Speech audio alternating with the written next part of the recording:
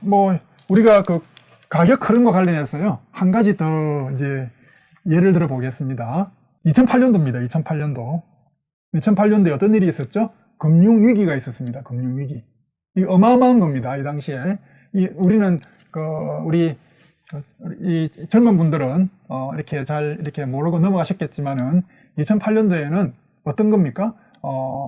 1920년도 대공황과 비교되는 그럴 정도로 전 세계가 이 당시에 미국이 신용등급 한 단계 떨어졌습니다.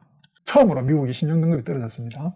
그만큼 이 2008년도의 금융위기는 여기 보시면은 뭐 베어스턴스, 리만 브러더스, 메릴 린치 이런 미국이 아니죠. 글로벌 대은행들이 망했습니다. 파산했죠. 그죠? 근데 중요한 거는 미국이 2008년도 이 금융위기를 과연 몰랐을까라는 점입니다. 몰랐을까? 그리고 금융시장도 몰랐을까? 라는 점을 한번 보겠습니다. 2008년도 금융위기 전에 달러 인덱스라는 겁니다. 달러 인덱스. 달러 인덱스. 이게 무슨 말이냐면은 그 달러의 가치를 그 6개 기축통화가 있습니다. 6개 기축통화 뭐 프랑스, 뭐 일본 엔, 그죠? 그 다음에 영국 뭐죠? 영국 파운드, 뭐 독일 도이치마르크, 뭐 스위스 해가지고 6개 국가의 그 환율하고 이 달러하고 연결시켜 놓은 겁니다. 연결시켜 놓은 거. 그래서 이걸 보면은 달러가 강세구나, 달러가 약세구나를 우리가 알 수 있습니다. 지금도 이거 아주 일반적으로 많이 사용하고 있죠. 그런데 우리가 지금 관심은 2008년도 금융위기 때죠. 금융위기 때. 그죠? 금융위기 때. 우선 어떤 일이 벌어집니까? 2000년도부터, 그죠? 2000년도부터 이때까지, 2007년까지 금융위기가 나기 전까지 어떤 일이 벌어지죠? 미국이 무슨 일인지는 모르겠는데 미국 달러 환율이 40% 절하가 됩니다. 그죠? 어마어마한 거죠. 40% 절하가 어떤 거죠? 한국이 뭐 1,000원이었다가 1달러에, 그죠?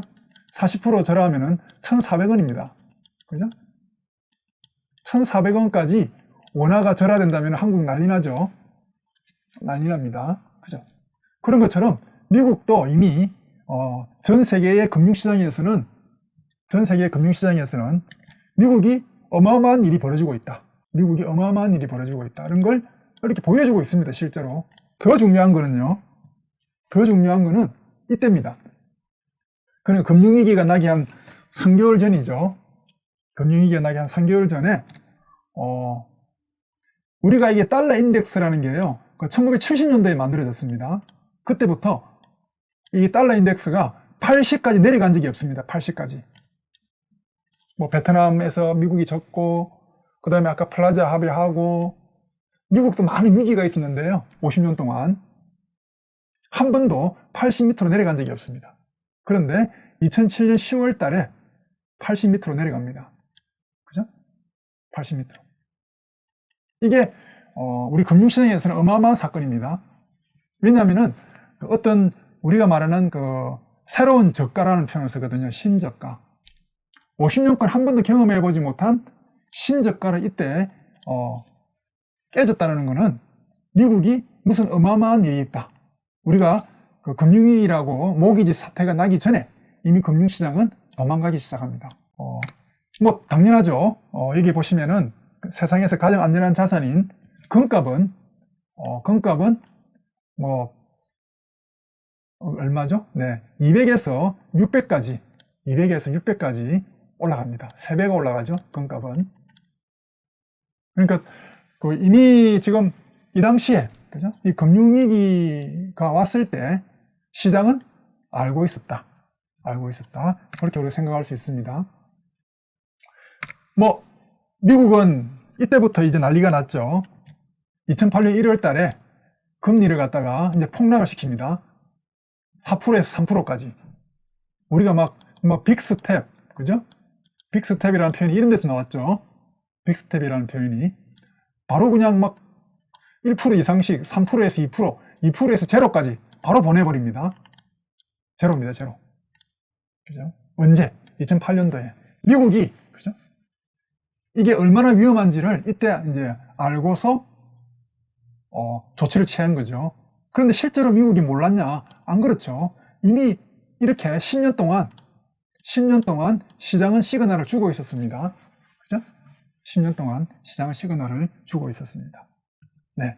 오늘 또 한 가지 더 있네요. 그죠? 미국은 아까 이런 금리를 떨어뜨리는 거 제로까지 보내고 더 이상 못 보내죠. 그러다 보니까 또 완전 듣도 보도 못한 그런 어마어마한 일을 하죠. 무슨 일을 합니까? 네. 이런 일을 합니다. 그죠? 약 1300조인가요? 1300조. 900조에서 2200조니까 한 1300조만큼 돈을 풉니다. 돈을 뿌린다는 표현을 쓰죠. 그 당시에는 헬리콥터라는 표현을 씁니다. 헬리콥터. 네. 헬리콥터에서 돈을 뿌렸습니다. 그죠? 사람들한테 돈 쓰라 이거죠. 그만큼 이 당시 2008년도가 어마어마한 사건이었습니다. 사실은 이때 돈 푸는 것 때문에 지금 이제 고생하고 있습니다. 이걸 이제 갚아야 되는데 왜냐니까 이거는 지금 정부하고 FRB는 우리가 연기금이라 그러죠. 연기금하고는 이렇게 동일한 존재가 아닙니다. 한국도 마찬가지죠. 이번에 한국 정부가 한국은행으로부터 단기적으로 돈을 빌려가지고 뭐 몇천억 이자를 지불해야 된다. 그런 어떤 뉴스가 얼마 전에 있었습니다. 그런 것처럼 이 정부가 이런 돈을 뿌리려면은 어떻게 해야 되죠?